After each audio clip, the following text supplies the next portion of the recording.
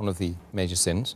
And unfortunately, nowadays, many Muslims consider riba to be completely lawful in this modern world that we live in. What's your advice according to Quran and Sunnah? I do agree that there are many Muslims who consider riba not to be interest and they think it's lawful. But riba means anything over and above.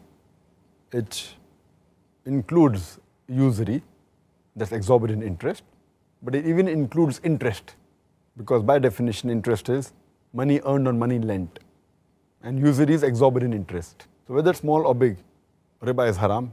It includes interest as well as usury. And Allah subhanahu wa ta'ala has used the word riba in the Quran no less than 8 times. It's mentioned in Surah Al-Imran, chapter number 3, verse number 130, Surah Nisa, chapter number 4, verse number 161.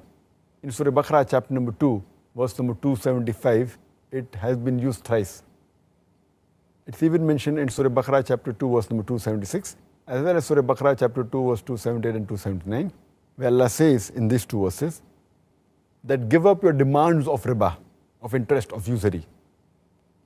And those who do not give up the demands of riba, take notice of a war from Allah and His Rasul. That means if you indulge in riba, Allah and His Rasul will wage a war against you. There are other major sins like having intoxicants, having alcohol, drugs, etc. But this, besides being a major sin, the ruling is that Allah and His Rasul will wage a war against you. It is the only verse in the Quran for the only major sin where Allah and Rasul wage a war against you, it is riba. So it is one of the biggest major sins. That is the reason it has been rated in the category number 12 in Al-Qabair by Imam al-Dhahabi, mentioned number 12. And as far as the punishment is concerned, it's mentioned in Sahih Muslim, volume number 3, hadith number 3881, the beloved Prophet Muhammad, he cursed those people who accept riba and who give riba. Those who take interest and give interest. Those who record it, as well as the 2 witnesses, all of them are the same. The Prophet said that all these people are cursed. The person who gives riba, the person who takes riba, the person who records riba, the person who is a witness. All of them are cursed and all of the same level. It's further mentioned in Mustadrak al-Hakim, hadith number 2259, the beloved Prophet ﷺ said that there are 73 different types of riba, different degrees of riba.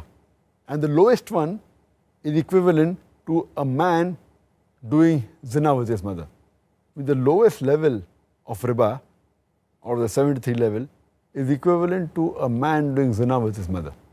And this is a Sahih hadith.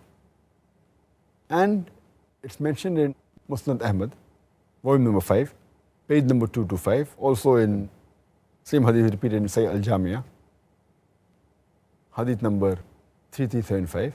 The beloved Prophet ﷺ said that anyone who takes riba equivalent to 1 dirham, it's worse than a man committing zina 36 times. If you take 1 dirham of riba, it's worse than a man committing zina 36 times. So this is the punishment and the enormity of sin in Islam.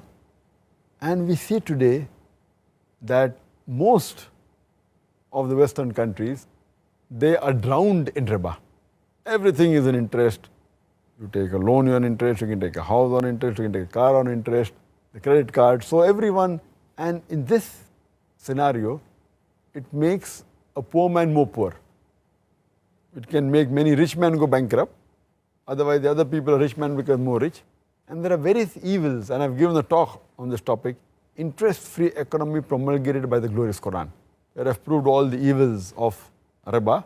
And we see that today, a man will make more profit if he has the concept of Islamic business, profit and loss sharing, rather than based on interest. That's the reason most of the top companies, they're zero debt companies. They don't take loan from the bank. They prefer opening issues and having shares and sharing the profit with the public. That's the Islamic concept.